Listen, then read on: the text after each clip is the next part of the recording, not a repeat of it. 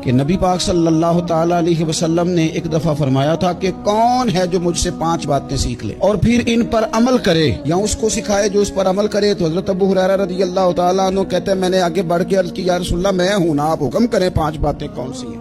اللہ کے پیارے رسول صلی اللہ تعالیٰ علیہ وسلم نے فرمایا اللہ تعالیٰ کی حرام کردہ چیزوں سے بچ جاؤ، سب سے بڑے عبادت گزار بن جاؤ گے. پھر نبی پاک صلی اللہ تعالیٰ علیہ وسلم نے دوسری بات ارشاد فرمایا اللہ تعالیٰ کی تقسیم پہ راضی ہو جاؤ، سب سے بڑے غنی بن جاؤ گے. پھر حضور نے تیسری بات ارشاد فرمایا اپنے پڑوسی سے حسن سلوک کرو، مومن بن جاؤ گے. چوتھی بات ارشاد فرمایا لوگوں کے لیے بھی وہی پسند کرو جو اپنے لیے پسند کرتے ہو تو بہترین مسلمان بن جاؤ گے. پھر حضور سید عالم صلی اللہ تعالیٰ علیہ وسلم نے 5ویں اور آخری بات ارشاد فرمایا زیادہ ہنسا نہ کرو، زیادہ ہنسنے سے دل مردہ ہو جاتا ہے.